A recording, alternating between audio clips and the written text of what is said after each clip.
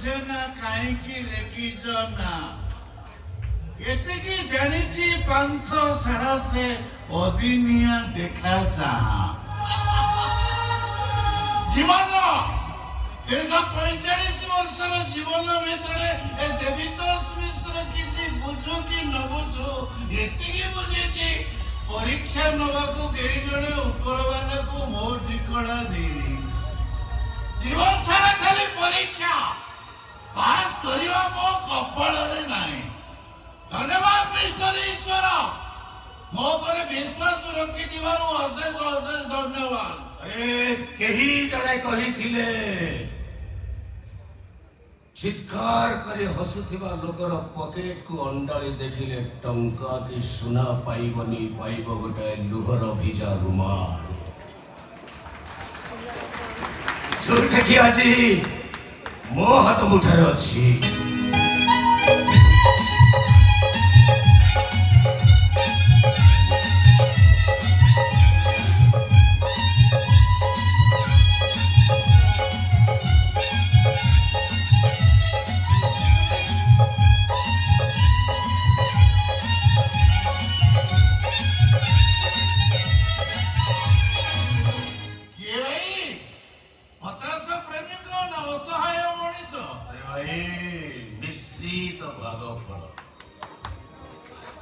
ଶେଷରେ ପରାସ୍ତ ନିଶ୍ୱାସ ଏ ପାନ୍ଥଶାଳାରେ ହୃଦୟରେ ପାନ୍ଥଶାଳା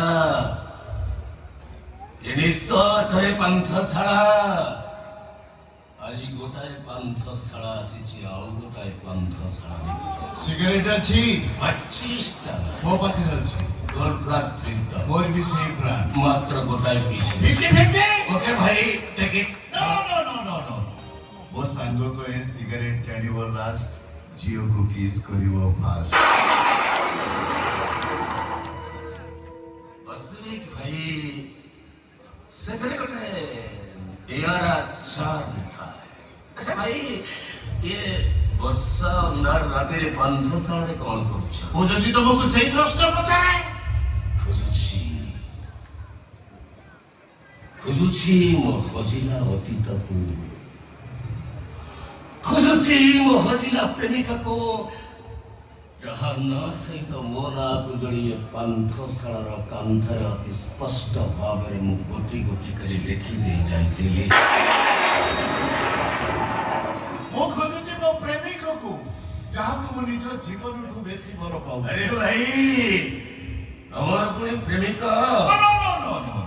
ତା ମୋ ଭିତରର ପ୍ରେମ କୃଷ୍ଣ ସୁଦାମାର ପ୍ରେମ କାଳିଆ ବନ୍ଧୁ ମହାନ୍ତିର ପ୍ରେମ ଆଚ୍ଛା ଭାଇ ବନ୍ଧୁଙ୍କ କଥା କହୁଛ ଏଇ ମାନଟା ଚିହ୍ନି ପାରିଲାନି ଭୁଲ ବୁଝିଲା ମତେ ବନ୍ଧୁମାନେ ଯେତେବେଳେ ଆସନ୍ତି ଖୁସିର ପସରାରେ ଆସିଥାନ୍ତି ଗଲାବେଳେ ଦୁଃଖର ଶ୍ରାବଣରେ ସେମାନେ ବିଜେଇ ଦେଇ ଚାଲିଯାନ୍ତି କିନ୍ତୁ ବନ୍ଧୁ ବେଳେ ବେଳେ ଏମିତି ବି ହୁଏ କାହା ଓଠରେ ହସ ଦେବାକୁ ଯାଇ ମଣିଷ ତାର ଶତ୍ରୁ ପାଲଟି ଯାଏ ତା ଲୁହର କାରଣ ପାଲଟି ଯାଏ ଯେମିତି ମୁଁ ମୋ ସାଙ୍ଗର ହେଇଗଲି ବାସ୍ତବିକ ଭାଇ ଏ ବର୍ଷା ଅନ୍ଧାର ରାତିରେ ତମ ମୋର ଏମିତି ଗପ ଶୁଣିବାର ଗୋଟେ ନିଆରା ଆନନ୍ଦ ଥାଏ ଅଧା କାଳ କାହିଁକି କୁହ ନା ସ୍କୁଲ ବେଳର ସାଙ୍ଗ ବାସ୍ ଗୋଟେ ସାଇକେଲରେ ସ୍କୁଲ ଯାଉ ଗୋଟେ ଟିଫିନ କି ଅଧା ଅଧା କରି ଖାଉ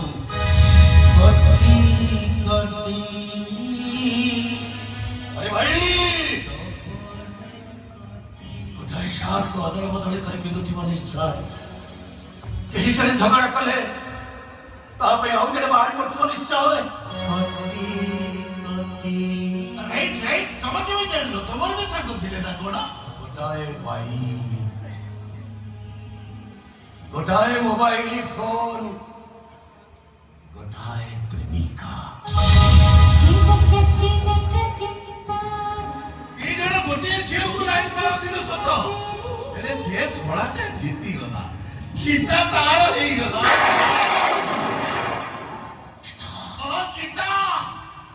ସେ ଗୀତା ନାଁଟା ଆମ ଭିତରେ ଭିଲିଏନ୍ ହେଇଗଲା ରେ ଭାଇ ଗୀତା ପାଇଁ ମହାଭାରତ ସେଦିନର ମହାଭାରତ ଅର୍ଜୁନ ଆଉ ଦୁର୍ଯ୍ୟୋଧନଙ୍କ ଭିତରେ ଆଉ ଆଜିର ମହାଭାରତ କୃଷ୍ଣ ଆଉ ଅର୍ଜୁନଙ୍କ ଭିତରେ ଦେବୀତୋଷ ମିଶ୍ର ଆଶୁତୋଷ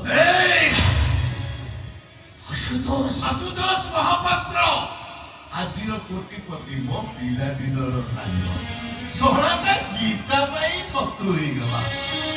ଦିନେ ଆସୁ ମୁଁ ଗୀତା ଗୋଟେ କାରରେ ଦାରିଙ୍ଗବାଡି ବୁଲିବାକୁ ଯାଉଥିଲୁ। ହଠାତ୍ ଗାଡିଟା ଘାଟି ତଳକୁ ଖସି ପଡିଲା। ଭାଗ୍ୟ ଭଲ ଆମେ ବଞ୍ଚିଗଲୁ।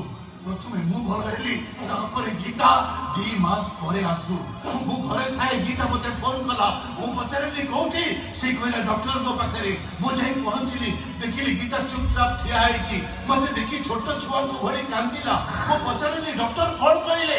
ସେ କହିଲା ଡକ୍ଟର କହିଲେ ଏ ଝିଅ କେବେ ଜୀବନରେ ପିଲାର ମା ହେଇପାରିବନି।